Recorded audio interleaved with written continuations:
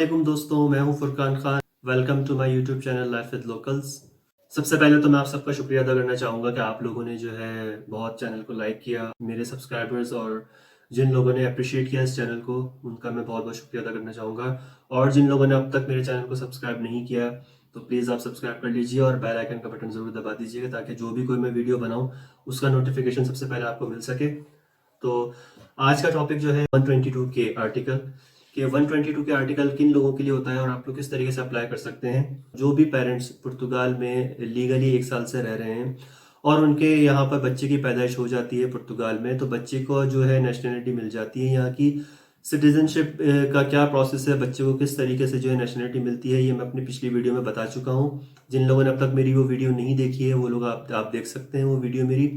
जब आपके बच्चे की पैदाइश यहाँ हो जाती है, उसको नेशनलिटी मिल जाती है, तो आप 122 के आर्टिकल के लिए एलिजिबल हो जाते हैं। अगर आपका अब तक कार्ड नहीं आया है, अब तक आपको पेपर्स नहीं मिले हैं, और आपने अगर इवन क्या आपने अगर 88 आर्टिकल के लिए अप्लाई किया हुआ है, 88 या 89 के लिए, तो वो स्विच कर सकते हैं 122 के लिए। सबसे पहले तो मैं आपको इसका डिफरेंस बताता चलूँ कि इसका डिफरेंस क्या है 122 के में और 88 आर्टिकल में। देखिए, 122 के आर्टिकल के अंदर आपको जॉब रिक्वायरमेंट नहीं है। अगर आपके पास जॉब नहीं है, आप अपने पार्टनर पे डिपेंडेंट हैं, आपको सिर्फ एक डिक्लेरेशन लिखना होगा। उस डिक्लेरेशन में ये आपको वाजे करना होगा कि हाँ, ये मेरा पार्टनर मेरी किफ़ालत करता है या मैं इनके डिपेंडेंट हूँ, ठीक है। और आपके इनकम रिसोर्सेज क्या हैं।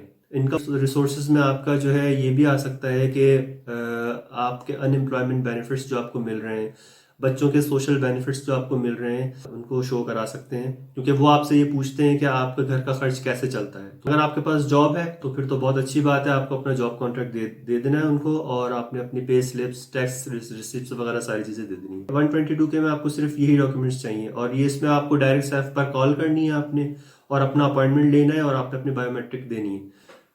88 और 89 आर्टिकल के लिए आपको जो है सबसे पहले अपने सारे डॉक्यूमेंट्स सैफ में सबमिट करवाने होंगे, अपनी फाइल लॉक करवानी होगी। फाइल लॉक करवाने के बाद आपको 1 से 1.5 साल का अर्सा इंतजार करना पड़ेगा ईमेल के लिए।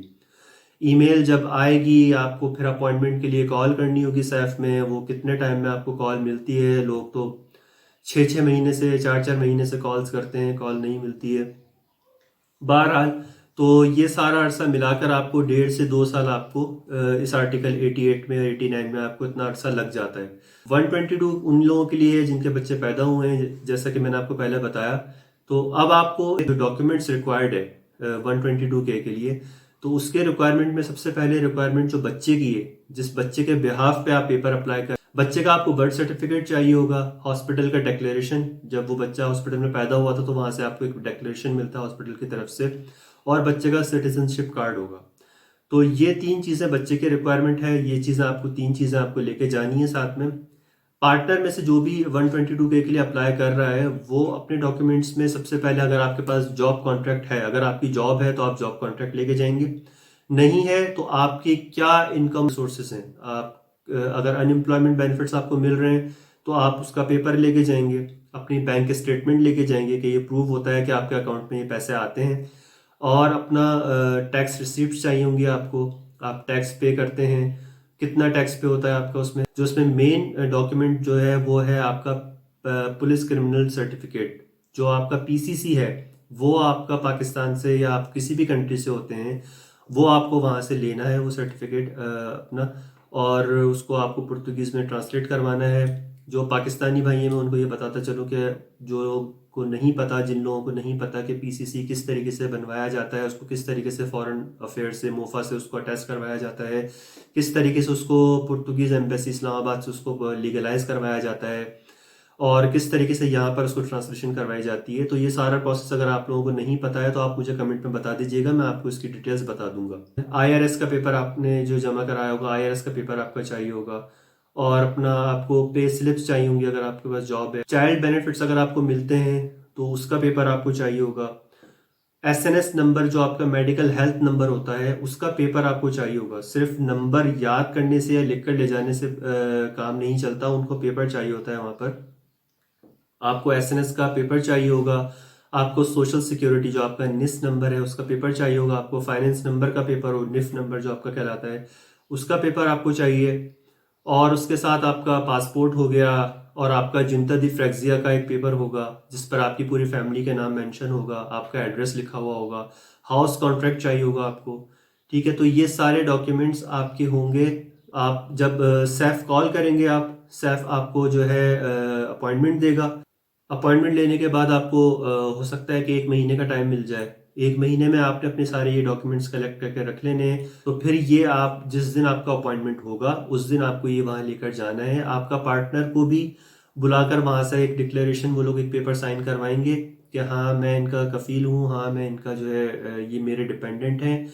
और वो उस वक्त आपसे आपका नाम लिखवाएंगे, एक पेपर पे सिग्नेचर लेंगे। तो ये सारे डॉक्यूमेंट्स आपने इस तरह लेके जाने हैं और ये सब चीज़ें आपकी वहाँ पर होंगी। अच्छा, बायोमेट्रिक के टाइम पे जो सैफ का फी प्रोसीजर होता है उन लोगों का, उसमें जो सबसे पहली चीज़ ये है, मैं आपको एक चीज़ क्लियर करना चाहता हूँ कि अगर आपका वीज़ा 1 साल का था और 1 साल के वीज़ा के ड्यूरेशन में ही आपका ये प्रोसेस होता है, तो आपने इलीगल की फ़ीस जो है वो सबमिट नहीं करवानी होगी, जो कि 250 यूरो होती है।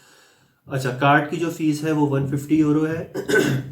और अगर आपका वीज़ा एक्सपायर हुए हुए 1 साल से ज़्यादा हो चुका है, अगर आपको ज़्यादा टाइम हो चुका है, तो आपने इलीगल एंट्री जो है, यानी कि अगर आपके पासपोर्ट पर कोई वीज़ा नहीं था, तो उसके लिए आपको 250 यूरो चार्जेस देने होंगे उनको।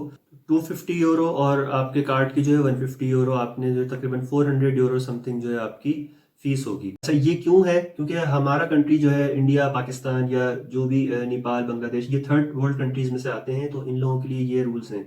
लाइक अगर कोई पुर्तगीज लैंग्वेज कंट्री है, लाइक मोजाम्बिक है, अंगोला है और ब्राज़ील है, तो इन कंट्रीज के लिए ये नहीं है, इनका रूल इनके लिए चेंज है। तो ये सारी चीज़ें होने के बाद, आपका फ़ी प्रोसीजर वगैरह सारी चीज़ें करने के बाद आपके बायोमेट्रिक होंगे, आपकी तस्वीर ली जाएगी, आप फ़ी पे करेंगे अपनी।